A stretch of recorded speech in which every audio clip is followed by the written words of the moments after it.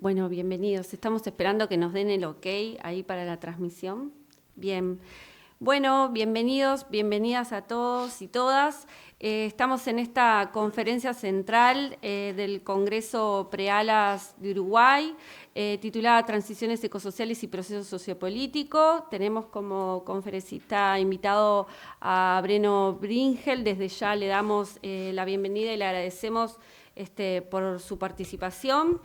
Breno es doctor por la Facultad de Ciencias Políticas y Sociología de la Universidad Complutense de Madrid, con mención doctorado europeo de la University of Cambridge del Reino Unido.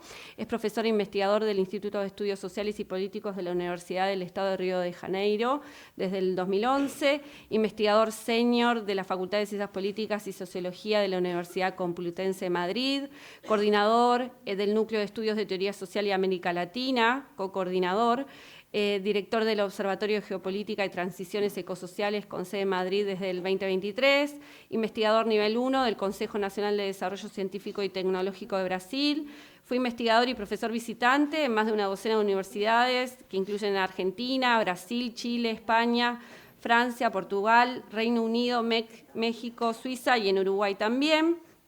Coordinó numerosos proyectos de investigación, es miembro del Comité Directivo de la Asociación Latinoamericana de Sociología y del 2019 al 2024 y del Comité sobre Clases y Movimientos Sociales de la Asociación Internacional de Sociología entre el 2018 y 2023, donde también es editor de la Revista Internacional desde el 2022, fundador y miembro de la Articulación Movimientos Sociales y Universidades de Río de Janeiro, miembro del Grupo Permanente Alternativas al Desarrollo de la Fundación Rosa Luxemburgo, miembro del Pacto Ecosocial Intercultural del Sur y publicó más de 100 artículos y capítulos de libros en diferentes idiomas y países. Muchas gracias, Breno. Bienvenido y te escuchamos.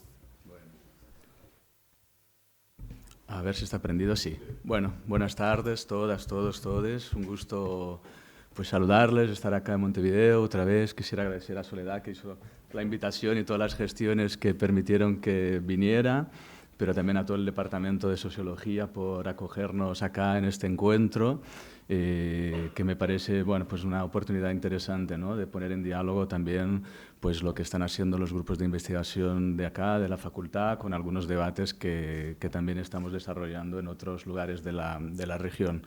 Siempre me da mucho gusto venir acá, la verdad que he venido varias veces también, no sé si tantas como Gabriel, que está más cerca, un poquito más cerca, pero sí muchas veces a dar clases de la maestría de estudios latinoamericanos, el doctorado de sociología, entonces bueno, un gusto enorme, ¿no?, poder compartir. Bueno, yo quisiera centrar mi presentación hoy en un tema que me parece que hace 10 años era un tema pues bastante restringido a activistas o a especialistas de la cuestión ambiental y hoy quizás sea uno de los principales temas de nuestra realidad política, económica, contemporánea, que son las transiciones ecológicas, ¿no?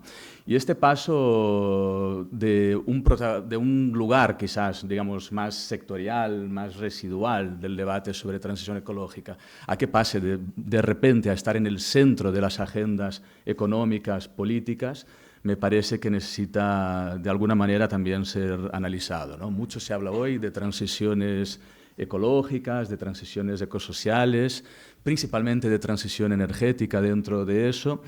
Podríamos decir que, bueno, pues que es un debate moda, que está en el centro de la agenda política, pero esta noción, esta idea de transición ecológica es evocada por actores muy distintos, incluso antagónicos, y describe ideas, procesos, trayectorias muy diferentes, ¿no?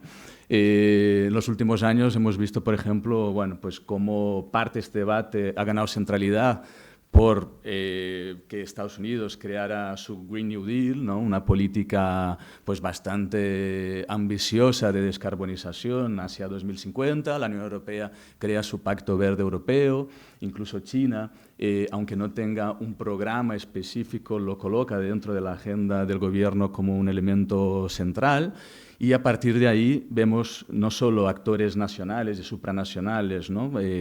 Tratando de pensar alternativas a la emergencia climática, a la crisis ecológica, sino también pues, bueno, una serie de empresas, de corporaciones transnacionales que empiezan a ofrecer soluciones climáticas al cambio climático y muchas protestas, muchas organizaciones que en el norte global empiezan a tratar con mucha seriedad el tema del decrecimiento, de las políticas climáticas y desde el sur global pues una serie de experiencias territoriales, comunitarias que bueno, pues van tratando de construir mucho más de forma cotidiana, ¿no? Alternativas de transición socioecológica.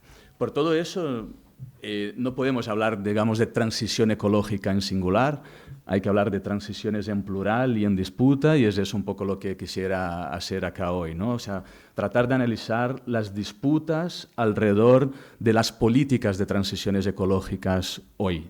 Y para eso voy a dividir mi presentación en 3 partes, ¿no? En primer lugar, quiero tratar un poco, a un nivel un poco más general, quizás más geopolítico, estas disputas de las transiciones ecológicas a nivel mundial.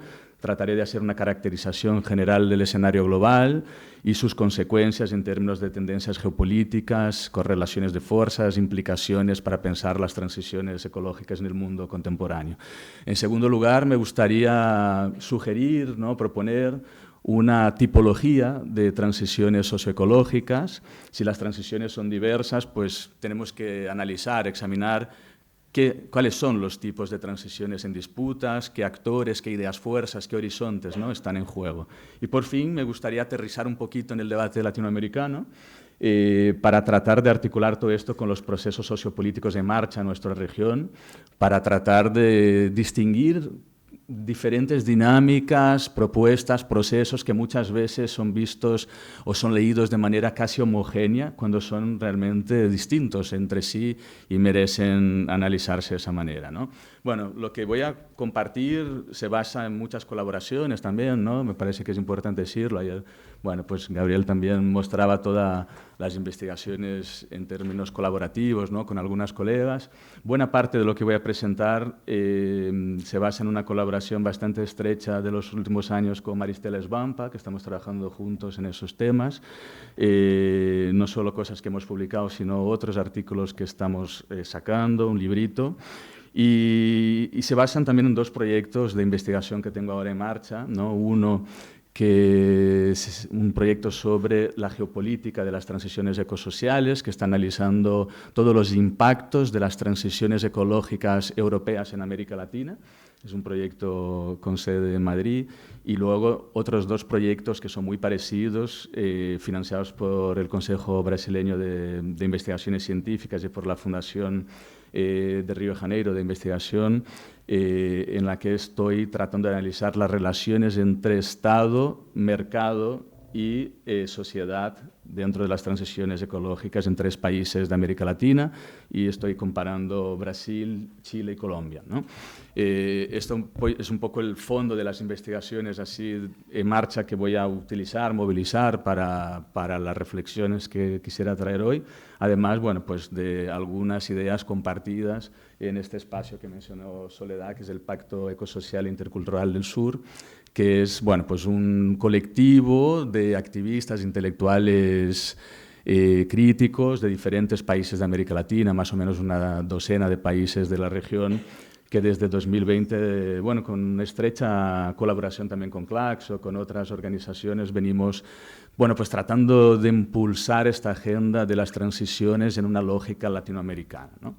Bueno, ese es un poco el contexto, y para empezar entonces con esta primera parte sobre la geopolítica de las transiciones, me gustaría quizás hacer un esfuerzo complementario, paralelo al que hizo Gabriel ayer inicialmente, caracterizar un poco la región. Lo que quisiera tratar en primer lugar es tratar de pensar algunos rasgos que desde mi punto de vista son centrales para definir el actual momento histórico en América Latina, pero en una perspectiva global. Es decir, no son elementos que se restringen a la realidad regional latinoamericana, sino que son elementos un poco más amplios en los que hay que pensar cómo se inserta América Latina dentro de esas características, ¿no? Y creo que hay como dos grandes características de nuestro momento histórico que me gustaría señalar para empezar, ¿no? La primera es la idea de que estamos viviendo un momento de caos global. Y este signo de caos, ¿no? Yo creo que se puede leer de dos maneras. Por un lado, de una era de caos entendida por la complejidad, por la contingencia, en la que el caos no implica la ausencia total de algún tipo de orden, sino que precisamente, si recuperamos un poco el trabajo, eso lo estamos haciendo, de Prigogine, de Isabel Stengers, ¿no? Lo que evoca este momento de caos es la turbulencia, es la fragilidad, es la indefinición geopolítica contemporánea ante los múltiples riesgos globales que estamos viviendo hoy, múltiples destinos posibles también, ¿no? Entonces, si desde la caída del muro de Berlín en el 89, ¿no? Lo que se había forjado fue un momento global de varias décadas en el que a través de una especie de pacto social liberal se instauró la democracia liberal y hubo, sin duda, una victoria, ¿no? Del neoliberalismo, del capitalismo, pero siempre amparado en una cierta idea de estabilidad política, ¿no? Desde la crisis del 2008 y con el backlash que vivimos también políticamente desde entonces, la norma hoy es la imprevisibilidad, ¿no? La volatilidad extrema y esta imprevisibilidad que, bueno, se acentuó de alguna manera con la pandemia, pero la pandemia fue un acontecimiento extraordinario, ¿no? Después de la pandemia, en esta lógica de la nueva normalidad, seguimos bajo esta lógica de un cierto caos global. Pero podemos entender el caos también de otra manera, en un sentido quizás más de la economía política, más afín a lo que Giovanni Arrighi teorizó como caos sistémico, ¿no? Y el caos sistémico aquí puede ser entendido como una especie de periodo de interregno de ciclos hegemónicos de acumulación. Desde el 2008, después de la crisis del 2008, estamos asistiendo al fin de un ciclo de acumulación hegemónico hegemonizado por Estados Unidos desde la Segunda Guerra Mundial, ¿no? Desde 1945 lo que tuvimos fue, bueno, pues un ciclo hegemónico en el que Estados Unidos se convirtió en el motor, ¿no? Principal de la acumulación del capital a nivel económico, mundial, pero no solo, también tecnológico, también comercial, también cultural, también político, ¿no? Este orden hegemónico que se cimentó en Bretton Woods, que creó Naciones Unidas, que creó la OTAN, instituciones como el Banco Mundial, el FMI, está hoy en crisis. Es una arquitectura que está en crisis y está desafiado por un segundo rasgo del mundo contemporáneo que me parece importante mencionar, que Maristela y yo hemos llamado de policrisis civilizatoria, ¿no? Siempre que hablamos de crisis, ayer, bueno, pues Geoffrey también habló un poco de eso, ¿no? ¿Qué tipo de crisis? ¿Qué es estar en crisis, ¿no? En los últimos años tratábamos de hablar de crisis sectoriales, de diferentes tipos de crisis, la crisis ecológica, la crisis política, ¿no? Diferentes tipos de crisis. Pasamos después a hablar de crisis múltiples y todo este debate mundial alrededor de la idea de policrisis me parece importante porque no es solo reconocer que hay múltiples crisis, sino crisis entrelazadas. Estas crisis entrelazadas están reflejando el empeoramiento, ¿no? de estas diferentes crisis, tipos de crisis social, económica, financiera, política, ecológica, que se potencian entre sí. Este es el tema central, ¿no? Lo que es clave aquí es pensar que son crisis entrelazadas, interrelacionadas, que se cruzan y que provocan una especie de efecto causal, ¿no? Porque producen un daño mucho mayor que la suma de lo que producirían de modo aislado. Un ejemplo, cuando estalla la guerra en Ucrania, ¿no? La guerra de Rusia con Ucrania, se desata una gran crisis energética. Esto además alimenta una serie de fantasmas, ¿no? En Europa muy importantes, pero poco tiempo después esa crisis energética es fundamental para entender por qué arranca la crisis alimentaria en el sur de Europa, en el norte de África. Entonces, ese entrelazamiento de las crisis son fundamentales. Hoy hay una intersección profunda en los diferentes tipos de crisis, por eso hablamos de policrisis, y además de policrisis civilizatorias, porque estas crisis están poniendo en jaque, ¿no?, un modelo de producción, de consumo insostenible que amenaza la vida del planeta. Y el reconocimiento de esto hoy, quizás por primera vez en términos más globales, pues se está poniendo en el debate público, ¿no? Entonces, en medio de este escenario de caos global por un lado, policrisis civilizatoria por otro, hay algunas tendencias que van apareciendo, ¿no?, como verdaderos frenos, me parece, a los procesos colectivos, que van apareciendo como amenazas a la vida en el contexto latinoamericano. Quizás haya muchas tendencias, pero me gustaría destacar 4 de estas macro tendencias que por su trascendencia, ¿no?, en nuestro momento histórico, pues, y por la relación que tienen con nuestro tema de hoy, pues vale la pena mencionarlas, ¿no? Una primera, creo que la voy a mencionar más brevemente, porque habló mucho de eso Gabriel ayer, que tiene que ver con el debilitamiento de las prácticas e instituciones democráticas y no solo el avance de los autoritarismos, sino lo que quizás podríamos pensar como algo incluso más grave, que es la rutinización y la normalización de los autoritarismos, ¿no? El avance de la extrema derecha en América Latina, en el mundo hoy, se da de forma muy multidimensional, y eso es un punto importante, ¿no?, porque no es... Tendemos muchas veces a hablar de Bolsonaro, Milei, bueno, gobiernos, ¿no?, que encabezan estos proyectos, pero este avance de la extrema derecha también se da en los territorios, en las calles, en las redes, y no es simplemente una ola temporal, sino un proceso que se lleva cociendo, ¿no?, a fuego lento y que no se derrota solo con elecciones, ¿no? Entonces, acá me parece que un punto importante tiene que ver, pues, con cómo buena parte del debilitamiento de las instituciones, de la normalización de los autoritarismos, sigue muy vinculado a una fuerte crisis, algo de eso se habló ayer también, de mediación política, ¿no? Entendida como una incapacidad de los actores convencionales de lograr canalizar ese descontento, ese malestar social, las expectativas, ¿no?, cada vez más efímeras, por cierto, que son, pues, como decía Gabriel ayer, captadas por liderazgos oportunistas, reaccionarios, ¿no? Hay una tendencia cada vez mayor en nuestra región, el Latino Barómetro del último año muestra eso, ¿no?, de mayor tolerancia a líderes y gobiernos reaccionarios. Más de mitad de la población en América Latina aceptaría un gobierno autoritario si, ¿no?, esa es la cuestión, solucionan sus problemas. Y ahí hay que ver cuáles son los problemas que tienen que ver con el coste de vida, con la seguridad, ¿no?, qué es lo que le preocupa a la gente, ¿no? Pero bueno, no importa si hay democracia o si hay autoritarismo, desde que se solucionen los problemas.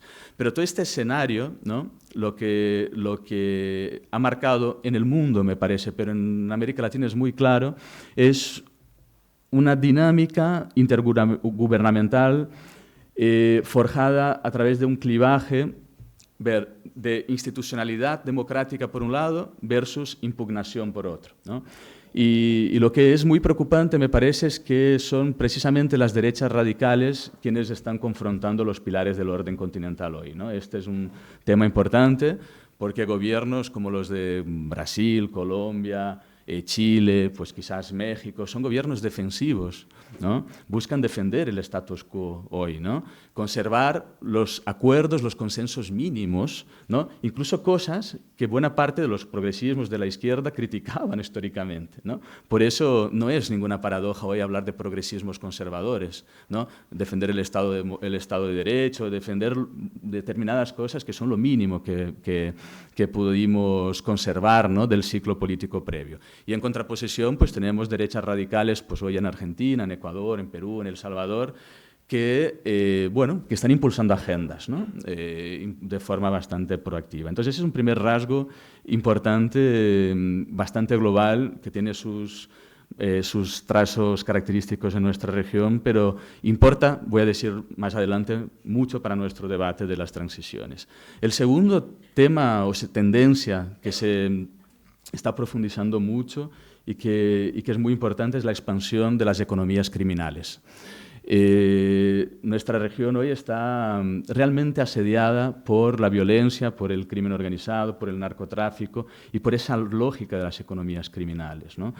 Somos la región con más homicidios en el mundo, el crimen organizado es el responsable de la mitad de estos homicidios, ¿no? Y esta combinación explosiva entre organizaciones narcotraficantes, pandillas callejeras, milicias, es una bomba de relojería, ¿no? Una violencia creciente, no solo ya en zonas rurales donde la conflictividad era muy alta, pero también en zonas urbanas, con disputas por controles de rutas, ¿no? Y todo eso es lo que está haciendo con que en el último informe la CEPAL, ya en términos macroeconómicos, diga que estamos entrando en una nueva década perdida en América Latina, ¿no? O sea, las economías ilícitas controlan muchos territorios y refuerzan no solo un vínculo entre desigualdad, impunidad, corrupción, sino también una forma de seguir potenciando la lógica del extractivismo, sea de los extractivismos tradicionales, sean de los nuevos extractivismos, de forma totalmente desregulada, ¿no? Un tercer rasgo, una tercera tendencia importantísima del mundo contemporáneo y que tiene una marca muy fuerte en América Latina es lo que podríamos llamar como el incremento de la cultura de la guerra. Esta cultura de la guerra se expresa hoy de maneras muy diferentes, ¿no? Y quizás en diferentes niveles. Un primer nivel, para lo que nos importa de este debate, es la guerra contra la vida y la guerra contra la naturaleza.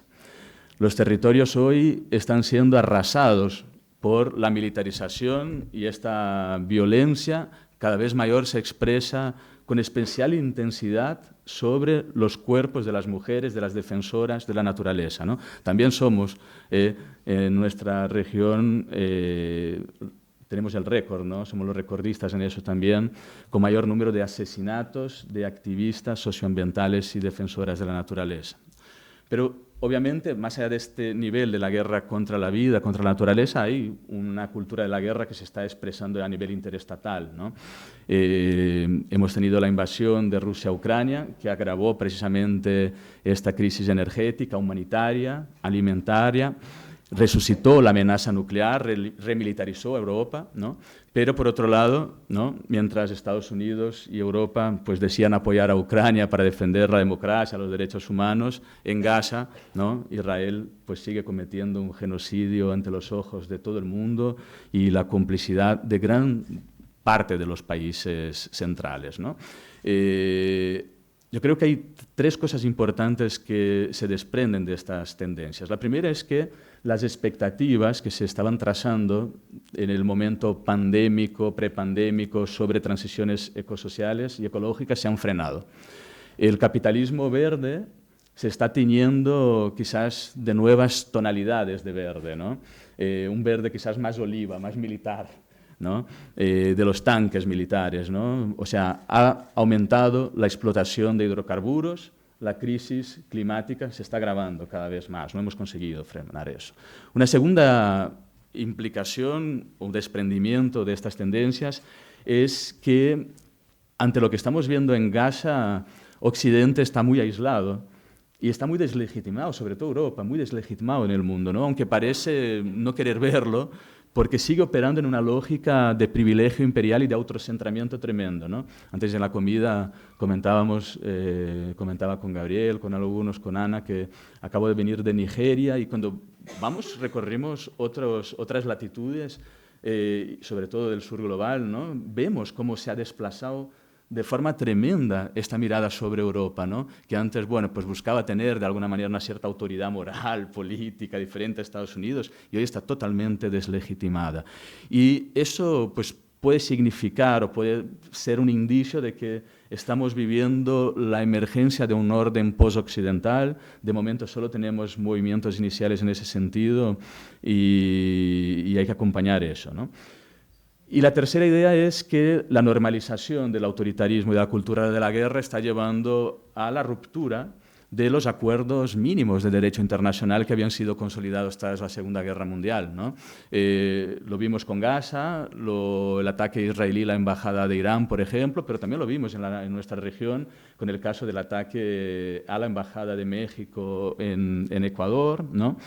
Eso es una violación muy fuerte de la Convención de Viena, es una deriva novedosa, porque eso no había pasado, es muy preocupante, porque puede abrir la posibilidad para desenlaces violentos en otros conflictos regionales, ¿no? Entonces, toda esta combinación entre estas tendencias, ¿no? Está, de alguna manera, contribuyendo a exacerbar, ¿no?, una lógica del extractivismo que no siempre viene con los mismos discursos, con las mismas prácticas, ¿no? Lo que estamos viendo hoy es la emergencia de nuevos tipos de extractivismos vinculados al discurso, a la retórica de la transición ecológica. Por eso muchos hablamos de extractivismo verde o de transición ecológica corporativa, ¿no? La novedad quizás principal del actual momento consiste en que esta transición ecológica, principalmente energética, impulsada por las potencias centrales y las grandes corporaciones hacia energías limpias o supuestamente limpias, ¿no?, se está expresando con una presión muy fuerte sobre el sur global, sobre América Latina, que se ejerce de maneras diversas, ¿no? Hay muchos estudios, muchas investigaciones ya sobre eso, ¿no? Bueno, el caso más conocido en nuestra región es el caso del litio, ¿no? Ya en Perú ya no hablan del triángulo del litio, hablan del cuadrilátero del litio. O sea, hay varias investigaciones ya sobre eso. Las compañeras en Ecuador pues están estudiando mucho el caso de la madera de balsa, por ejemplo, que es un caso bastante interesante. No sé si saben, la madera de balsa es una madera muy dura, muy resistente, abundante en la Amazonía ecuatoriana, que es muy demandada hoy por Alemania y China para hacer las palas de los aerogeneradores para las turbinas eólicas, ¿no? Se hace con eso, con madera de balsa, en buena medida. Entonces, lo que estamos viendo, y lo visitamos en Ecuador, es una parte de la Amazonía ecuatoriana que está siendo totalmente arrasada por la extracción de madera de balsa en nombre de la transición ecológica, ¿no? Y podemos pensar otras formas de esta presión hacia el sur global también muy fuertes a través del acaparamiento de tierras, de las superficies de tierras para grandes conjuntos de paneles solares, infraestructuras para megaproyectos de hidrógeno, sobre todo de hidrógeno verde, ¿no? Entonces, todo esto me lleva a la última tendencia que quisiera destacar como pieza de esta caracterización más general, que es la emergencia del colonialismo verde. Estamos viviendo hoy una auténtica pugna interimperial que tiene muchas consecuencias para nuestra región, porque nuestros gobiernos son muy vulnerables a los shocks internacionales y a las oscilaciones, ¿no?, de los principales socios comerciales de América Latina, que son Estados Unidos y cada vez más China, ¿no? Entonces, ante este aumento y el deterioro de la vida en los países centrales, los gobiernos de estos países lo que están haciendo es exportar la crisis a América Latina, a otros países del sur global, para mantener pues un bienestar relativo de parte de la población del norte, y eso es lo que Ulrich Brandt y Marcus Wissing llaman el modo de vida imperial, ¿no?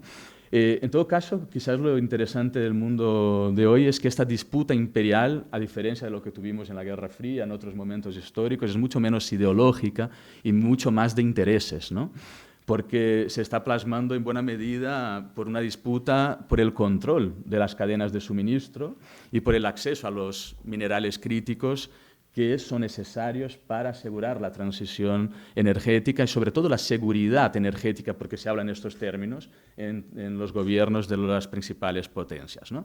Entonces, en resumen, para que China, Estados Unidos, la Unión Europea transiten hacia la desfosilización, lo que estamos viendo es que se están creando nuevas zonas de sacrificio en las periferias mundiales, no solo, también en el sur de Europa, también en algunos lugares hay zonas de sacrificio en ese sentido, ¿no?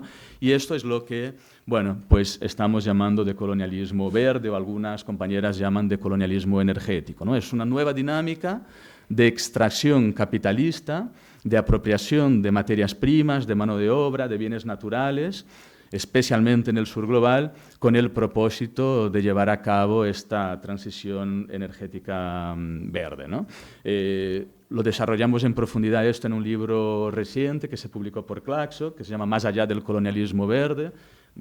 Aquí tienen la versión en inglés, hay, bueno, varios idiomas, ha salido ya en 4 o 5 idiomas, y es un libro en el que intentamos caracterizar de manera precisa, ¿no?, qué es lo que está por detrás de esta dinámica de colonialismo verde hoy. Y si tuviese que resumir mucho, lo que podría decir es que este proceso está forjando algo que podríamos llamar un tipo de descarbonización capitalista, ¿no?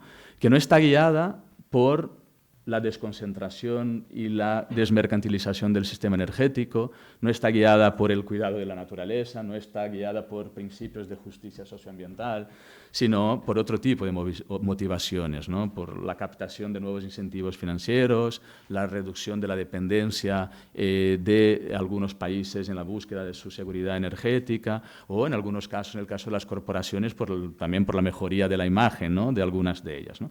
Y entonces eso precisamente lo que Maristela y yo hemos llamado de consenso de la descarbonización. El consenso de la descarbonización es un nuevo consenso capitalista, es una etapa siguiente al consenso de las commodities, ¿no? Que representa un nuevo acuerdo global entre élites políticas y económicas mundiales que apuesta por un cambio en la matriz energética basada en los combustibles fósiles a otra matriz sin o con reducidas emisiones de carbono, asentada en la idea de renovables, ¿no? El leitmotiv, por lo menos, es la idea de luchar contra el cambio climático, el calentamiento global, la crisis climática, ¿no? Y estimular esta transición energética que está, sobre todo, fomentada en dos vectores, que es la digitalización y la electrificación, ¿no? Sin embargo, lo que estamos viendo es que más que proteger el planeta, en la práctica ese consenso de la descarbonización está contribuyendo a destruirlo, ¿no? Está profundizando las desigualdades internas y norte-sur y está exacerbando la explotación de los bienes naturales, de la comodificación de la naturaleza, ¿no? Entonces, todo este arsenal, en medio de todo este escenario que he tratado de describir, hay varias propuestas en juego, en disputa de transición ecológica hoy en América Latina y en el mundo, ¿no? En el debate público, en el debate político, muchas veces se restringe o se tiende a hablar, por lo menos, de dos tipos de transiciones. Transiciones justas, por un lado, transiciones corporativas, por otro. Otros dicen, bueno, las transiciones de arriba o las transiciones de abajo. Y bueno, yo creo que para fines quizás de estrategia política, etcétera, eso puede servir, pero en términos más analíticos es una simplificación enorme, ¿no?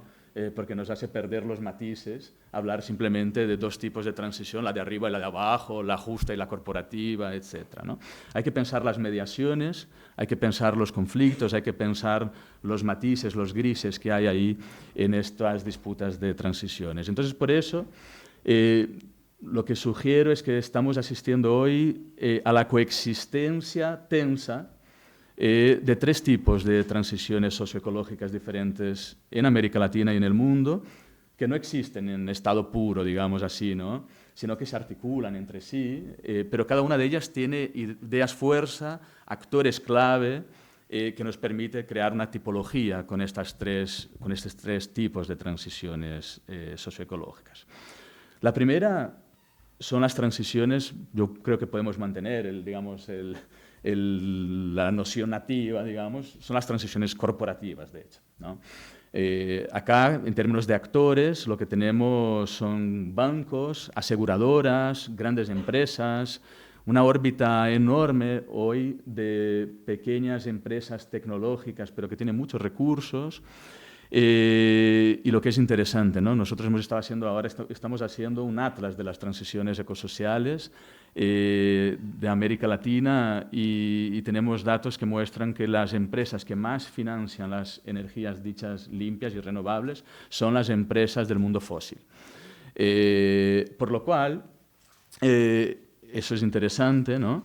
Porque lo que tenemos en realidad no es una transición ecológica, no es una transición energética, es una diversificación energética y lo que tenemos no son dos tipos de capitalismo, como muchos están diciendo en el debate contemporáneo, el capitalismo fósil, el capitalismo descarbonizado, sino que tenemos dos caras de la misma moneda, ¿no? Son las mismas empresas que están apostando por las dos cosas porque quieren extraer hasta la última gota de petróleo, pero a la vez quieren asegurarse en el futuro el control del mercado de las empresas de las energías renovables, ¿no? Entonces, estos mismos actores, en términos de discursos, utilizan la retórica verde, ¿no? Colonizaron el discurso de la sostenibilidad, de lo verde, etc. Pero fundamentalmente hemos analizado muchos documentos, discursos, etc.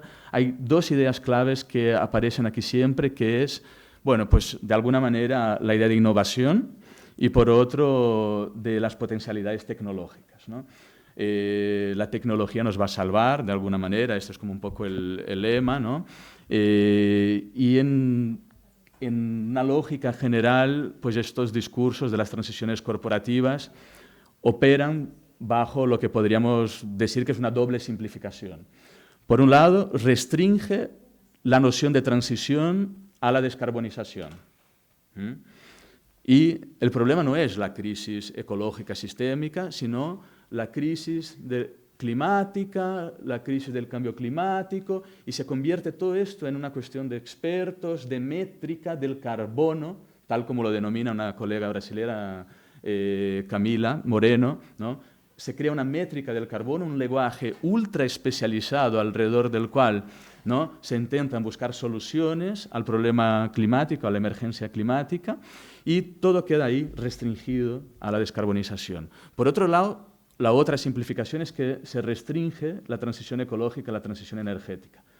No se incluye las transiciones alimentarias, las transiciones en términos de modelos de vida, del metabolismo social, nada de eso, ¿no?, está incluido ahí.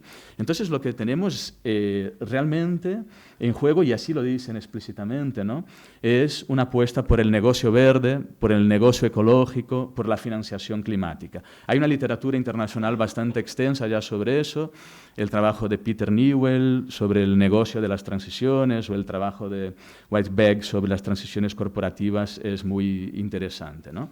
Entonces, bajo este mantra de la descarbonización y la lucha contra el calentamiento global, se está ocultando una especie de gatopardismo fósil, ¿no? Estamos viviendo un gatopardismo fósil. Se reconoce la gravedad de la crisis climática, de la emergencia climática, pero se construyen políticas y horizontes no solo insuficientes, sino que están agravando todavía más los impactos socioambientales, porque se intensifica precisamente la explotación de los bienes naturales y se mantiene la ideología del crecimiento económico indefinido, ¿no?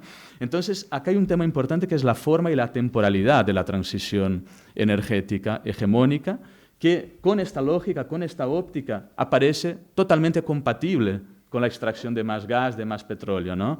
Va promoviendo en la práctica una expansión de la demanda energética, por eso hablaba de diversificación, y están en la práctica hoy aumentando, ¿no?, la extracción de los hidrocarburos.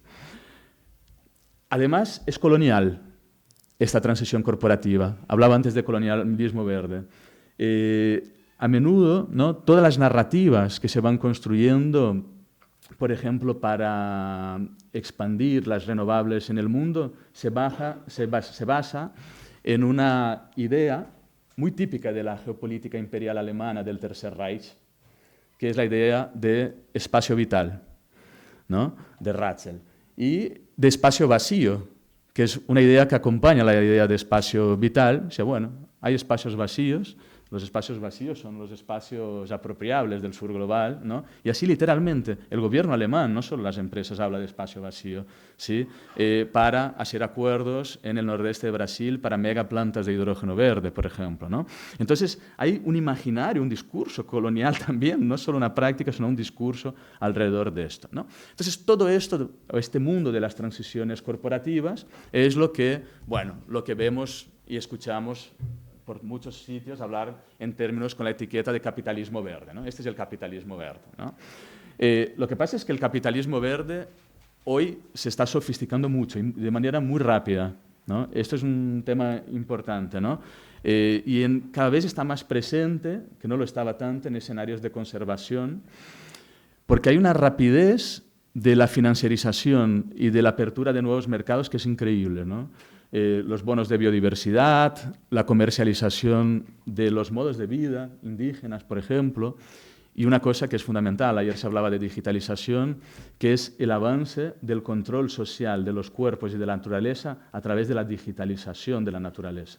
O sea, la digitalización de la selva hoy es un activo financiero muy valioso. Y eso está ocurriendo en muchos lugares ya de América Latina, poquísimo se habla de eso, es un gran tema, hay que investigarlo más y lo estamos viendo en muchos lugares, ¿no? Cómo esta digitalización, que además se hace por el mercado de criptomonedas, básicamente, se está haciendo con que informaciones valiosas sobre la biodiversidad, sobre los ecosistemas, sean apropiadas por manos privadas que, bueno, pues dicen que quieren eso para conservar, ¿no? Los lugares, la biodiversidad, pero, bueno, eso no sabemos qué va a pasar, ¿no? Con toda esta opacidad de informaciones. Entonces, hay en definitiva un negocio, pero sobre todo un negocio perverso, porque cuanto más crisis ecológica hay, más negocio climático hay.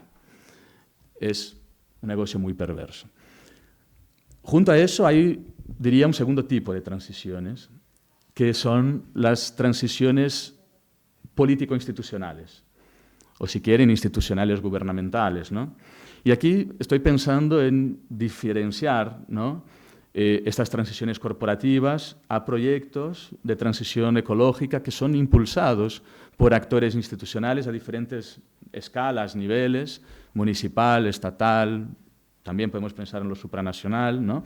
Hay una variedad enorme de situaciones realmente, ¿no? Desde diputaciones, municipios, a gobiernos nacionales de diferentes ideologías. Y acá la cuestión clave, o sea, lo que caracteriza ese tipo de transiciones es la apuesta por la construcción política de nuevos pactos verdes que, bueno, se pretenden al menos, ¿no?, generar políticas de transición y reformas socioambientales por dos cosas importantes que no aparecen nunca en las transiciones corporativas. Uno es la regulación y la otra es la planificación, ¿no? Regular por un lado y planificar por otro, pensar la temporalidad, pensar la organización de estas transiciones. Entonces, acá a nivel estatal e interestatal, la agenda global dominante tiene como principales impulsores o ejemplos siempre de los pactos verdes a China, Estados Unidos y la Unión Europea, ¿no?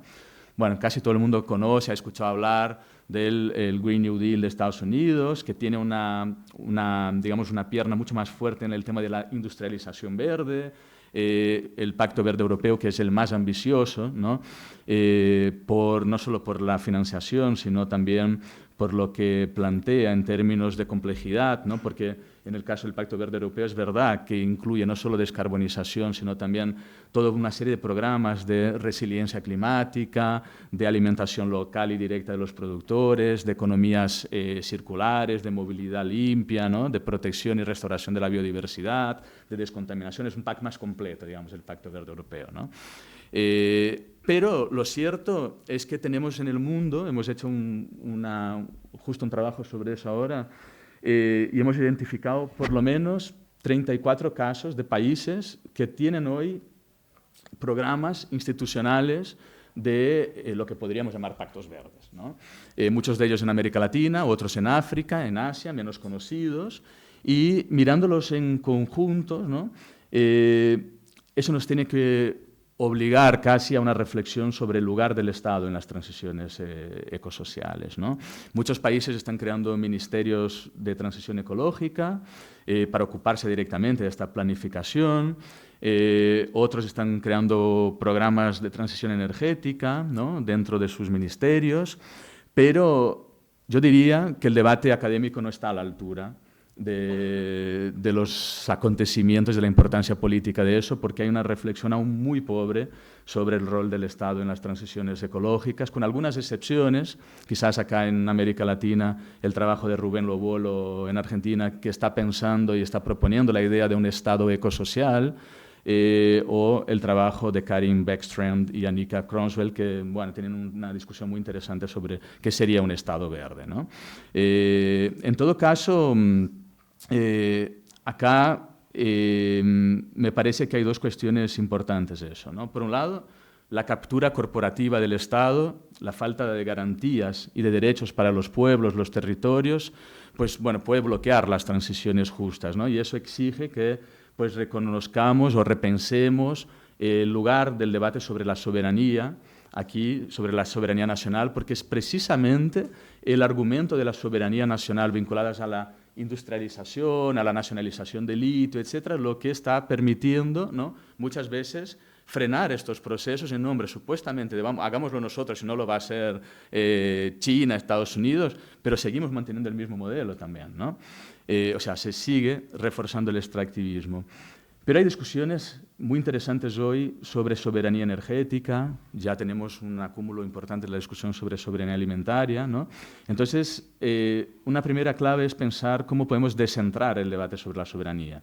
Y la otra es cómo podemos avanzar políticamente y teóricamente en un Estado ecosocial que quizás apueste por mecanismos de protección más universales y apueste mucho más por la prevención que por la compensación, que es lo que hace al final los Estados, ¿no? Sobre todo cuando estamos viviendo una serie de eventos catastróficos en términos climáticos, como los que hemos vivido ahora en Río Grande do Sul, que son recurrentes.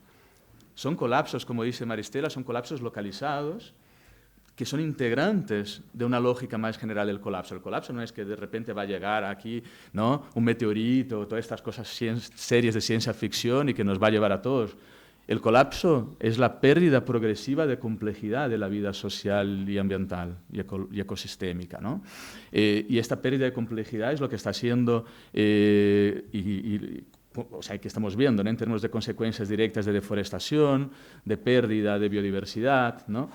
Y eso es lo que hay que plantear un poco en estos términos, ¿no?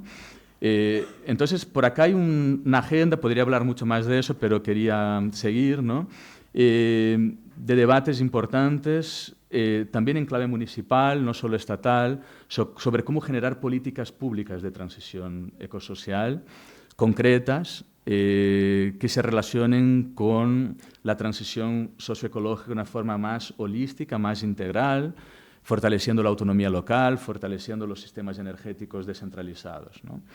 Y finalmente tenemos una tercera concepción de transición socioecológica que son, bueno, no tengo un nombre mejor todavía, lo estoy llamando transiciones ecosociales populares y territoriales, ¿no?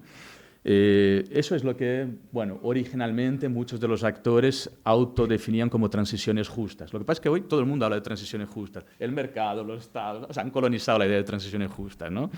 Pero acá estoy pensando específicamente en procesos que son impulsados por organizaciones, movimientos, comunidades, diferentes tipos de colectividades que están construyendo en sus territorios experiencias e iniciativas de transición en busca realmente de un cambio de paradigma, ¿no?, en términos de matriz económica, cultural, ecológica, ¿no? Y en ese sentido hay una diferencia muy importante entre ese tipo de transición y las demás, porque la transición corporativa, la transición político-institucional siempre plantea la idea de transición como una promesa de futuro, ¿no? 2050, 2060, vamos a caminar hacia un mundo descarbonizado. Y para las transiciones ecosociales populares, territoriales, las transiciones no son una promesa de futuro, son una realidad en el presente. Se están construyendo en el día a día, en el cotidiano, en los territorios, en diferentes experiencias de formas muy distintas, ¿no? Podemos pensar, en primer lugar, el ejemplo de la energía, ¿no? Mientras la gran apuesta de las transiciones político-institucionales y de las transiciones corporativas es, bueno, pues apuestas por energías renovables que no cambian el modelo, no cambian el modelo de concentración, ¿no?, el modelo de mercantilización del sistema energético. Acá lo que tenemos son miles de experiencias, es verdad, en buena medida locales, de comunidades energéticas o de energías comunitarias que incluyen casos muy diferentes, ¿no? Podemos pensar, por ejemplo, en cooperativas eólicas comunitarias, ¿no?, gestionadas por los vecinos. Podemos pensar en proyectos energéticos supervisados por organizaciones sociales, no por los vecinos, sino por organizaciones sociales, ¿no?, que permite que diferentes comunidades tengan acceso, por ejemplo, a la energía mediante paneles solares, pero descentralizados, de manera más democrática, ¿no?, etcétera. Podemos pensar en muchas experiencias, hay muchísimas en América Latina, de experiencias energéticas comunitarias que construyen energías alternativas, por ejemplo, con biodigestores, con cocinas de leña, con deshidratadores solares, ¿no? Y usan para eso algo muy interesante, que es construir energías alternativas locales a partir de los conocimientos que hay en los territorios, ¿no? Y eso es algo que en África y en América Latina lo estamos viendo mucho. En algunos casos hay mediaciones con políticas públicas, ¿no? Un caso interesante, por ejemplo, en Estados Unidos es el programa se llama Solar for All. Es un programa, una iniciativa pública que ofrece energía alternativa sin coste a familias con bajos ingresos o sin ingresos, ¿sí? O sea, cubres la seguridad energética en ese sentido, con energías limpias, pero está interviniendo ahí el Estado, ¿no? Pero, ¿por qué digo eso? Porque esos tres tipos de transición se relacionan de formas diferentes. El Estado actúa como un actor pivote de las transiciones. Está siempre presionado por el mercado, por las transiciones corporativas, pero también está presionado por las transiciones populares territoriales, ¿no? Para, bueno, pues que se intente de al menos construirlas desde otras lógicas. Y ahí lo que tenemos que hacer es acompañar, analizar los diferentes casos, porque hay relaciones muy distintas ahí, ¿no? En todo caso, para cerrar esta parte y ir concluyendo, ¿ya? Dentro de estas transiciones ecosociales populares hay muchos ejes de la transición que no se resumen a lo energético. Puse los ejemplos de las energías comunitarias, pero podemos pensar iniciativas de transición alimentaria, que sobre todo en el mundo de la agroecología hoy son muy fuertes en América Latina. Muchas experiencias en términos de transiciones vinculadas a la producción y al consumo, iniciativas, por ejemplo, de relocalización, ¿no? De prácticas de economía social, solidaria, un eje vinculados quizás al trabajo, a los cuidados, a las infraestructuras, con todo el tema de las viviendas, de las movilidades, ¿no? E incluso podríamos decir que hay ahí como un énfasis importante, ¿no? De este tipo de transiciones en generar una disputa que es política, normativa, por nuevos imaginarios, ¿no? Vinculados a los derechos territoriales, a la ecodependencia, a la interdependencia, a las múltiples dimensiones de la justicia, ¿no? Entonces, en ese sentido, creo que es muy importante tener en cuenta pues, todo este juego, estos diferentes tipos de transiciones y cómo se relacionan, ¿no? Para cerrar, entonces, concluyo. ¿Cómo podemos pensar en algunas notas, ¿no? De cómo esas transiciones en disputa se relacionan o se asocian a los procesos sociopolíticos en América Latina hoy, ¿no? Bueno, lo que estoy haciendo en mis investigaciones ahora es tratar de poner en diálogo, por un lado, la sociología política, analizando las relaciones entre Estado, organizaciones sociales y mercado, y la ecología política, ¿no? Una especie de puente entre la sociología política y la ecología política, para tratar de hacer pues, una agenda de investigación para pensar la dimensión, digamos, relacional y procesual de esa disputa de la política de las transiciones, ¿no? Creo que con eso, bueno, pues conseguimos comprender los actores, las prácticas, los imaginarios, pero también entender los obstáculos, las posibilidades de cooperación, de colaboración, ¿no? Creo que esto es un punto importante porque, bueno, es verdad que tenemos muchos estudios sobre la relación entre movimientos sociales y Estado, muchos estudios sobre Estado y mercado, pero esta lógica de la triangulación Estado, mercado, movimientos no es tan evidente, tan habitual, ¿no? Entonces, ahora mismo lo que estoy haciendo es un análisis comparativo, decía antes, de Brasil, Chile y Colombia, aunque siempre pensando en la región como todo, ¿no? Y esos tres países por varios motivos, pero porque representan dentro de lo que podrían ser, ¿no? Esta disputa de las transiciones, también casos diferentes, ¿no? Casos complementarios y diferentes, ¿no? En Brasil tenemos hoy, podemos decir que en Brasil y en Chile, ¿no? Por la lógica gubernamental, ¿no? Hemos entrado en el consenso de la descarbonización. Puedo decir eso, los gobiernos brasileños y chilenos entraron en el consenso de la descarbonización. Tanto es así que los programas de transición ecológica de Brasil y Chile están en el Ministerio de Hacienda. El gran protagonista es el Ministerio de Hacienda, no es el Ministerio de Medio Ambiente, es el Ministerio de Hacienda. El rol central lo tiene el Banco Central, ¿no? En el caso brasilero, el programa, que se llama además, porque no era suficiente hablar de transición ecológica, se llama Programa de Transformación Ecológica, Es un programa dentro del Ministerio de Hacienda que preside Haddad, Fernando Haddad, y está inserto dentro de lo que llaman en Brasil el nuevo PAC, el Programa de Aceleración del Crecimiento, ¿no? El programa de aceleración del crecimiento era uno de los programas estrellas del gobierno Lula II, ¿no? Y de Dilma después, en el que, pensemos, ¿no? Aceleración del crecimiento, la misma lógica, ¿no? Del desarrollismo, del crecimiento económico, etc. Y ahí dentro está el programa de transición ecológica. Y este programa es interesante, al menos en ese sentido, analizarlo como tal, porque está tratando la transición ecológica de forma muy parecida a los rasgos que yo, bueno, identifiqué para la transición corporativa, ¿no? Muy parecidos. Bonos de carbono, la solución es el hidrógeno verde. Brasil tiene una especificidad dentro de América Latina porque realmente el gran problema no son las energías limpias. Brasil tiene una matriz energética bastante limpia realmente, ¿no? El problema es que Brasil, aunque tenga una de las matrices energéticas más limpias de América Latina, tiene mucha energía solar, mucha energía eólica, es uno de los países que más contamina, el quinto en el mundo que más emite CO2. ¿Por qué? Por el agronegocio, en primer lugar, por un modelo, ¿no?, de político y económico que permite que eso, o hace con que esta deforestación, con esa lógica de concentración de la tierra, tenga consecuencias en términos de emisión de CO2. Entonces, en el caso de Brasil es interesante porque la salida no es a enfrentar simplemente la descarbonización del sistema energético, es enfrentarte con grandes poderes, ¿no?, que controlan territorios, que controlan la política institucional hoy también. En el caso de Chile se construyó un comité que se llama Comité de Capital Natural, que directamente también es una transacción entre el Ministerio de Medio Ambiente y el Ministerio de Hacienda, con gran protagonismo del Ministerio de Hacienda, pero la gran cuestión del modelo chileno son lo que llaman los activos ecosistémicos. Es un modelo totalmente de financiarización también de la naturaleza y del medio ambiente, ¿no?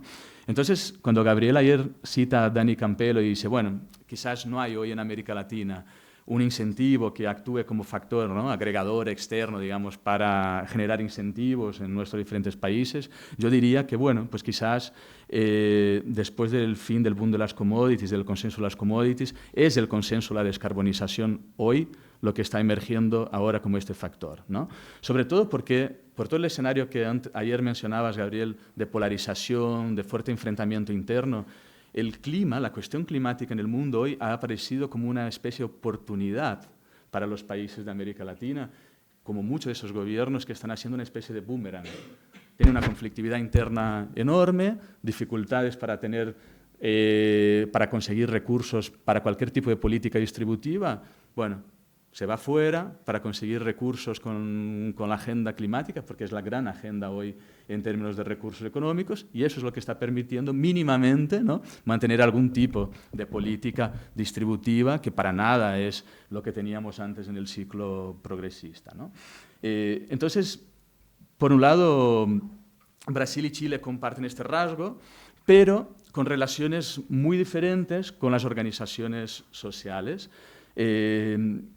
Diría que en Chile hay una relación muy fuerte ya de conflicto entre el gobierno y los movimientos, sobre todo porque todo el modelo que está haciendo de transición ecológica desde arriba, ¿no?, el gobierno chileno, y todo el proceso, ¿no?, constituyente, el post-estallido, generó una barrera, una imposibilidad de diálogo realmente entre movimientos y gobierno en esos temas, mientras en Brasil lo que tenemos no es una relación de conflicto, sino, diría que de cooperación conflictiva.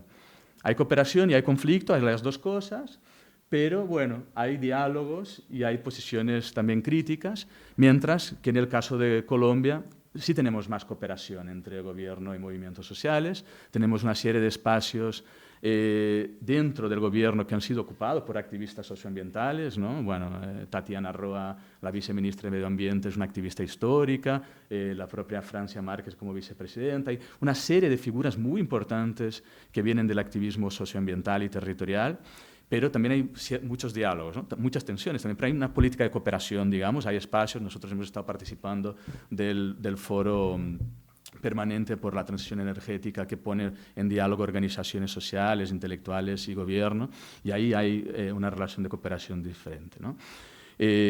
Todos ellos hablan de transiciones justas, pero en realidad lo que tenemos ahí, desde mi punto de vista, son tres tipos de progresismos diferentes, ¿no? En el caso de Brasil tenemos un progresismo de restauración, que bien podría ser el caso de Bolivia hoy, ¿no? También, o podría ser el caso del gobierno de Alberto antes en Argentina, en el sentido de gobiernos que usaron esta idea del volver, ¿no? Después del ciclo progresista, ¿no? En 2015 estamos hablando, ¿no? Más o menos. Entonces, son gobiernos progresistas después del ciclo progresista que usan esa idea de restauración, de volver a un pasado fascinante que teníamos, ¿no? Una vida maravillosa que teníamos antes de la extrema derecha, etcétera, como gran, digamos, activo, ¿no? En el caso chileno tenemos un progresismo conservador hoy, realmente mucho más continuista, que no es la vuelta porque realmente no había un referente previo del ciclo progresista fuerte, pero que se está consolidando como uno de los gobiernos. Por ejemplo, Chile está firmando ahora todos los primeros acuerdos, ¿no? De extracción y de grandes plantas de hidrógeno verdes para ser hubs con Europa, todos los primeros acuerdos de América Latina, ¿no? Entonces, no solo en política de transición, en muchas otras políticas podemos pensar eso para el caso chileno. Y el caso de Colombia, hoy es el único caso que podríamos quizás pensar en América Latina como un progresismo socioambiental, ¿no?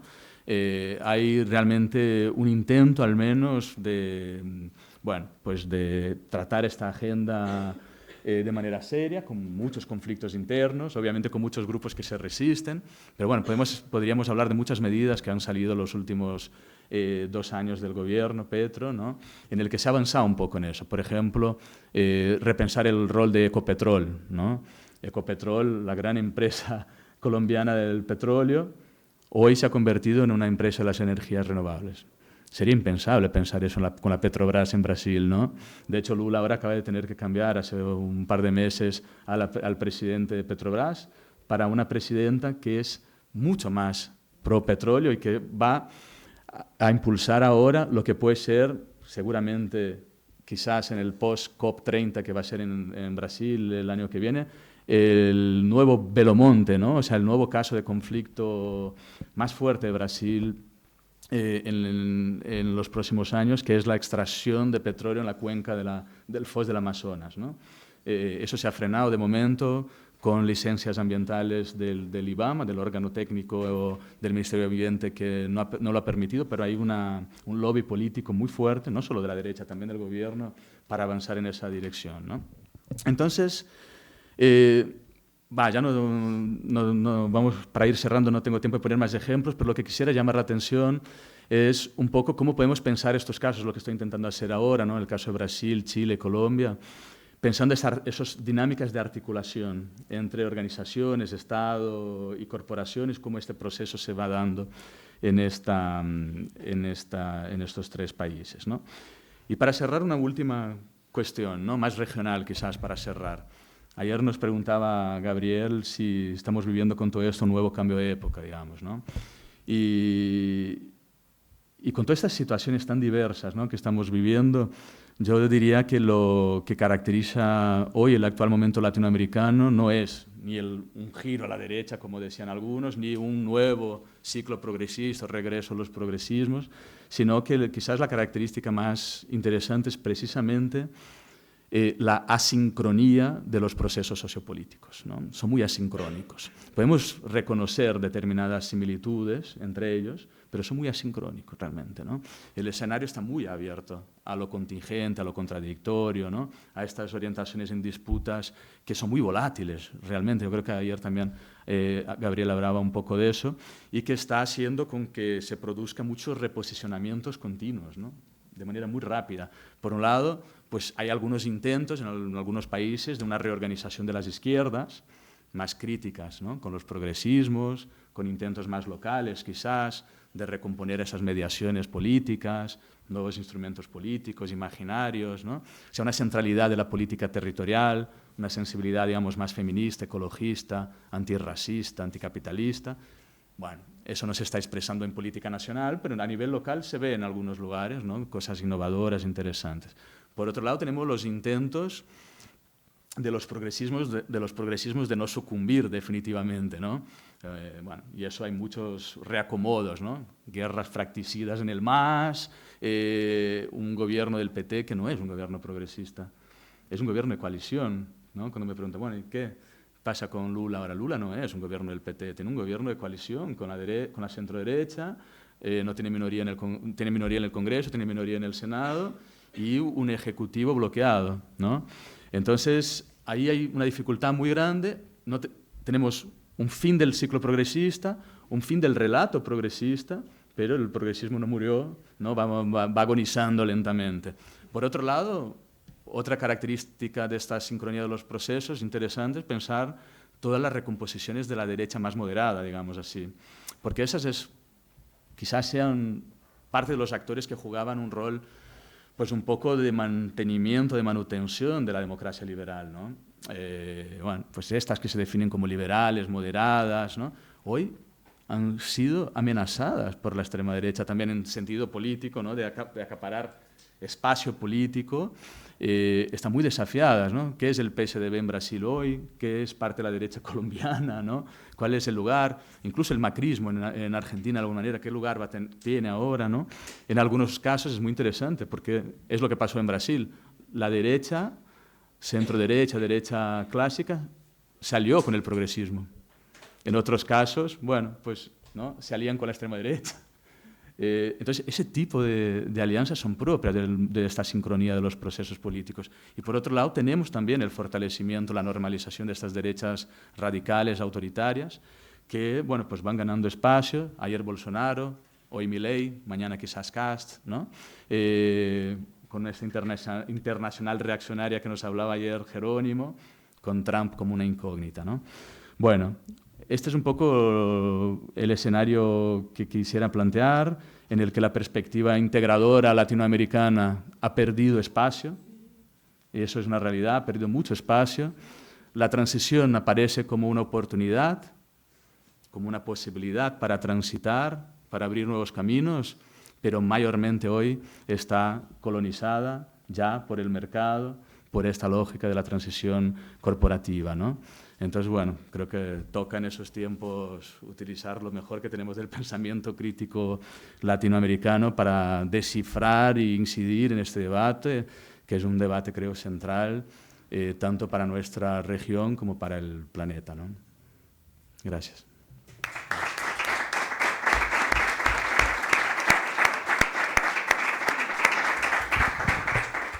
Bueno, muy bien, muchas gracias, Breno. Vamos a tener un breve espacio para hacer de repente alguna pregunta. No me quiero olvidar antes de agradecer a la organización también del Prealas, a la facultad, a la unidad de comunicación que también hizo difusión y está haciendo la transmisión de YouTube, y muy especialmente también al compañero y a la compañera que están haciendo la interpretación del lenguaje de señas del Uruguay para también poder ser más inclusivos, ¿no? Y llegar a más personas. No sé si alguien quiere hacer alguna pregunta.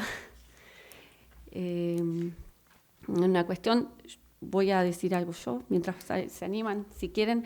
De repente, pensando en esto de tu tercer transición, pensaba nombres, ¿no? Mientras mencionabas eso, no se me ocurrió ninguno. Lamento informar un nombre para esa transición, pero más allá de eso, la idea de transición, ¿no? Ligado a lo discursivo, en esto que vos decías, bueno, la transición más corporativa, o ven escenarios futuros posibles donde en realidad nos venden como un escenario que es un discurso, ¿no? Hacia dónde estamos, porque la idea de transición necesariamente nos plantea un escenario que hay que dibujar de antemano para trazar ese plan, ¿no? Hacia dónde.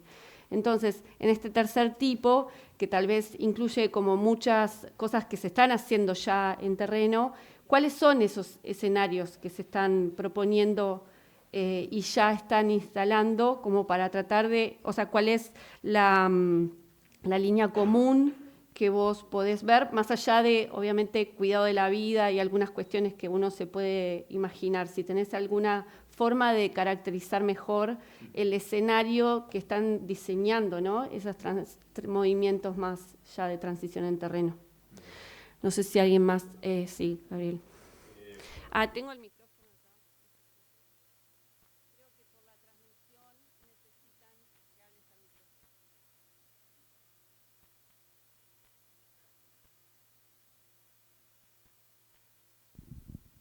Bueno, gracias, Vereno, la verdad que es fascinante, hay un montón de cuestiones. Tengo 4 preguntas.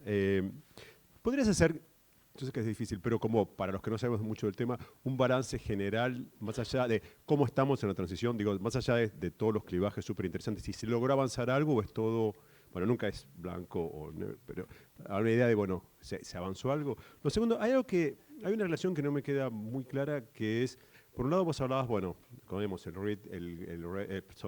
Green Deal en Estados Unidos, el Pacto de China, etcétera, y por otro lado las empresas como un incentivo económico. Pero, entonces, la pregunta es, parece medio ingenua, pero ¿esos estados están realmente comprometidos con una transición o es pura mascarada? Porque uno ve, las empresas quieren ganancias.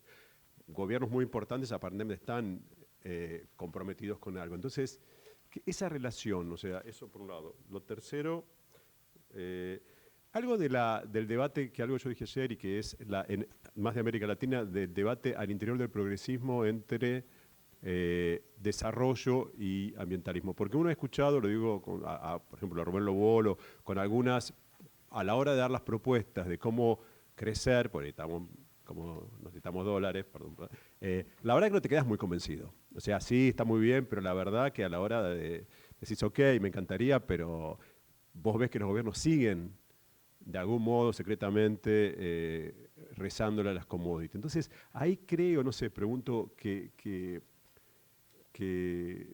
no sabemos muy bien qué hacer. Me da la impresión, por lo menos, bueno, pero hay un montón de, obviamente, de cosas fascinantes. No sé si lo pasa. Sí, claro. Bueno, muchas gracias por la presentación. La verdad que muchas cosas para pensar.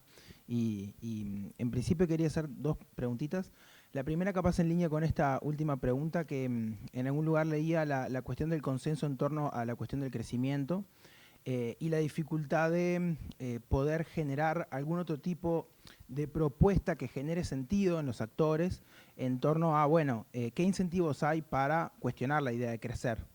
Y por lo tanto, de que de alguna manera no queda claro por qué apostaríamos a otra cosa, de cada actor individual en su propia racionalidad. Entonces, capaz, ahí mencionabas algunas experiencias en torno a, bueno, lógicas alternativas que quizá nos provean de marcos interpretativos para proponer otra cosa que haga sentido en la lógica de los actores también, y no solo en la lógica de la globalidad y de que, bueno, estamos alimentando colectivamente la crisis. Y lo segundo, una pregunta mucho más concreta, porque creo que tiene sentido en las discusiones más locales, que es en torno a esta cuestión que mencionabas del hidrógeno verde y cómo se inserta, bueno, en las lógicas extractivas, pero también en las lógicas de financiarización, que es algunos de los elementos que están ahí, que se hablan poco, pero que son bastante relevantes. Gracias. Bien, no sé si alguien más tiene alguna pregunta. Bien. Sí, yo quería hacer mención a 2 casos que creo que son como 2 extremos, pero no sé, no entiendo mucho, por eso pregunto. Uno es el de el offshore frente a las costas de Mar del Plata, que es un caso muy interesante para ver esto que dice Gabriel, de cuál es el debate hacia el interior del progresismo respecto de esta dicotomía transición-desarrollo, ¿no? Y conectado a esto, del otro lado de los Andes está el caso del salmón, ¿sí? Que no es un caso de transición, pero sí es un caso bastante grave de copia de una tecnología que salió mal y que requiere de capacidades que no había y que se están generando, ¿no? Capacidades en desarrollo de ciencia y tecnología local para, digamos, combatir la contaminación a partir de la cría del farming de salmón. Entonces, bueno, el caso de este salmón lo que ilustra es otra problemática relacionada con tanto el desarrollo regional como el desarrollo de capacidades, que es un clásico tema del desarrollo, digamos, de la sociología del desarrollo. ¿Cómo hacer para que haya más inversión en ciencia y tecnología? Bueno, en este caso a partir de un problema de la ecología, ¿no? Bueno, pasamos a las preguntas, a las respuestas. Bueno, gracias. Muchas interesantes cuestiones. Algunas se solapan, ¿no? Voy a tratar de contestar un poco en bloque, quizás. A ver, la primera sobre la propia idea de transición, ¿no? Que mencionaba antes Soledad. El último gran debate que tuvimos en las ciencias sociales sobre transición fue el de la transición a la democracia. Ese fue el último gran debate sobre transición, ¿no? Pero ese es un debate clásico dentro del pensamiento de izquierda. O sea, si pensamos todo el debate histórico de las izquierdas, la idea de transición siempre ha estado presente.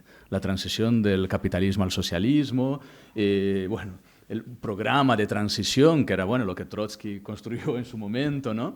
Entonces, la idea de transición siempre ha servido de alguna manera como una forma de repensar el futuro en momentos de crisis profunda. En momentos en los que hay oportunidad o ventanas de oportunidad para repensar el futuro. Pero el cambio no va a ser rupturista, radical, rápido, sino progresivo. Por eso se hace una transición, ¿no? Bueno, no tenemos la revolución, no tenemos un cambio rápido, y ahí la idea de transición, bueno, pues ganó cada vez más peso. Yo digo eso porque creo que algunas de las ideas que aparecían en el debate, tanto histórico del siglo XIX hasta la primera mitad del siglo XX de las izquierdas, sobre transición, incluso el debate de transición a la democracia, se podrían recuperar ahora para el debate sobre las transiciones socioecológicas y no se está haciendo. Por ejemplo, la idea de transición por transacción, que era un debate clásico de la transitología de la democracia, bien podría ser como una idea que serviría para apuntar a esto que mencionaba Gabriel, de cierta complicidad de los estados y los gobiernos y cómo se está haciendo, ¿no? Realmente programas, incluso, o sea, de los dos lados, corporativos para las empresas, pero también para el Estado, modelado un poco en la misma, ¿no? en la misma línea. Ahí diría, Gabriel, que hay de todo. O sea, cuando decías, hay estados comprometidos, ¿o qué es eso? ¿No? Bueno, hay de todo. Realmente lo curioso ahora es que ya prácticamente no hay gobiernos, o prácticamente no hay estados, que se están quedando fuera de eso, ¿no? Gobiernos conservadores y gobiernos más progresistas, más de izquierda. Lo interesante es ver qué cambia, ¿no? Dentro de los programas, dentro de los procesos. En general, las iniciativas que son estatales pues tienden a reproducir un poco de la lógica de las transiciones más corporativas en términos de imaginarios, de financiarización, del bono de carbono, de una apuesta por las energías verdes como la solución, etcétera, ¿no? Algunos lo complejizan más y entonces acaban construyendo planes que son un poco más complejos, no solo de transición energética, sino que intentan, por ejemplo, crear planes de movilidad urbana, planes de políticas de vivienda asociados a eso, planes de alimentación, de política alimentaria. Bueno, ahí van cambiando los matices interesantes. Eso es un poco lo que estamos haciendo comparando los programas de transición de los diferentes estados, ¿no? Pero hay una diversidad enorme de situaciones, ¿no? En todo caso, en todos ellos hay una cierta condicionalidad muy fuerte que depende, claro, uno, de una desigualdad enorme que hay, podemos decir, norte-sur, sur-norte, por la posibilidad de, por un lado, tener recursos minerales críticos para la transición energética, pero no poder procesarlos, no poder hacer nada con eso, ¿no? Al final, bueno, China tiene muchos, no los explota, los importa y los mantiene sus reservas, por si acaso, ¿no? Mientras está importando de todo, ¿no? Litio, de todo. Bolivia creó ya hace años una empresa pública de nacionalización de litio, pero no tiene tecnología, no tiene capacidad, ¿no?, para hacer nada con eso, ¿no? Era como un viejo sueño aún nacional, desarrollista, ¿no? Decir, bueno, vamos a nacionalizarlo. Obrador, un poco lo mismo, ¿no?, en México. Y digo eso porque creo que acá hay elementos de incompatibilidad que estamos viendo aún en estos procesos, que es, bueno, ¿cómo puedes realmente pensar un proceso de transición ecológica más consistente manteniendo la misma lógica del desarrollismo, de crecimiento económico, tal? Si lo cambias, ¿qué pones en su lugar? Y creo que no hay una respuesta todavía. Lo que hay es, desde este lado, diría, ¿no?, de las transiciones populares, territoriales, múltiples respuestas. Pero no vas a poner el pluriverso como una etiqueta que sustituye el desarrollo, ¿no?, el bien vivir porque no tienen, digamos, vocación universal. Entonces, y no sirven para orientar una política estatal, nacional, ¿no? Entonces, creo que lo más interesante que hay aquí de discusión son las políticas de descentralización. Eso sí es una salida interesante. Si vemos el último plano quinquenal chino, por primera vez establecen un plan en el que no ponen como meta el crecimiento económico basado en el PIB, por ejemplo. Por primera vez, ¿eh? Bueno, no es el objetivo prioritario. ¿Cuáles son? Bueno, otros vamos a ver, ¿no? Bueno, y ahí están haciendo una transición muy rápida en China, ¿no? Entonces, lo que quiero decir con eso es que, bueno, el conflicto, obviamente, no es solo entre desarrollismo y ambientalismo. Yo creo que hay un conflicto entre, por un lado, extractivismo depredador y con las extremas derechas eso se fortalece cada vez más, ¿no? El desarrollismo, digamos que, bueno, pues es también extractivista, pero, bueno, tiene algunos matices, digamos, ahí, ¿no?, por lo menos en términos de algunas políticas públicas que intentan mitigar los mismos impactos que ellos causan. Es contradictorio, pero es así. Y, por otro lado, bueno, pues una serie de prácticas, de visiones, de políticas que emergen desde los movimientos, desde las organizaciones, pero que son muy locales todavía, ¿no? Y que yo creo que ahí es el típico ejercicio que hay que hacerlo más en términos intelectuales, en términos políticos, ¿no? Bueno, ¿qué tipo de políticas públicas de transición se pueden crear que sean escalables? Que podamos... Hay muchas cosas locales. Hay muchos países que han vivido ciclos de gobiernos municipales de izquierda que han avanzado en políticas interesantes en ese sentido, ¿no? España ha sido uno de ellos, en el post-15M, por ejemplo, el que permite quizás hoy que haya algunos ayuntamientos que tengan secretarías de decrecimiento, que tengan, pues, de alguna manera algunas iniciativas, pero son muy limitadas, muy limitadas. La alternativa reales hoy están en los territorios, en las comunidades. Es ahí donde se están creando, experimentando. Es ahí donde se están generando imaginarios políticos y prácticas concretas. Pero hay poca mediación, ¿no?, para que eso pueda, de alguna manera, ser pensado de forma más amplia. Y ahí, bueno, creo que nos falta también un ejercicio de visibilización de las alternativas, porque todo lo que está haciendo el consenso de la descarbonización hoy es, así como lo hizo el consenso de Washington, así como lo hizo el consenso de las commodities, es crear un nuevo discurso del there is no alternative. La única alternativa es ese tipo de transición corporativa, por arriba no hay nada más posible. Eso es lo que están diciendo. Están instalando este discurso. Y no es verdad. Simplemente no es verdad. Hay muchísima, y en América Latina más que en otros lugares, experiencias que están mostrando lo contrario. Bueno, no las estamos visibilizando. Bueno, conocemos muchas, pero hay que hacer el esfuerzo de mapear, de acompañar, de impulsar más y más esas experiencias, porque muchas de ellas son locales, pero no son localistas. Muchas de ellas son localizadas, pero no son localistas, se están relacionando con otras experiencias en otros lugares, se están comunicando, están tejiendo, ¿no?, plataformas más amplias. Yo creo que ahí es por donde hay que apostar para poder crear algo, ¿no?, distinto, que pueda ser interesante incluso a nivel más amplio. Lo que pasa es que el tiempo pasa y ahí la urgencia, ¿no?, también de la emergencia climática, de la crisis ecológica, bueno, pues puede pasar factura. Claro.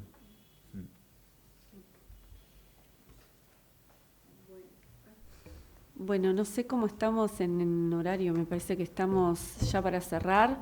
Así que, bueno, agradecemos nuevamente a Breno por haber aceptado la invitación y venir a participar.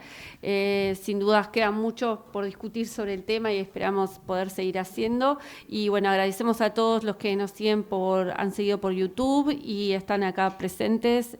Bueno, esperamos mañana que puedan seguir también con las actividades del Congreso. Muchas gracias.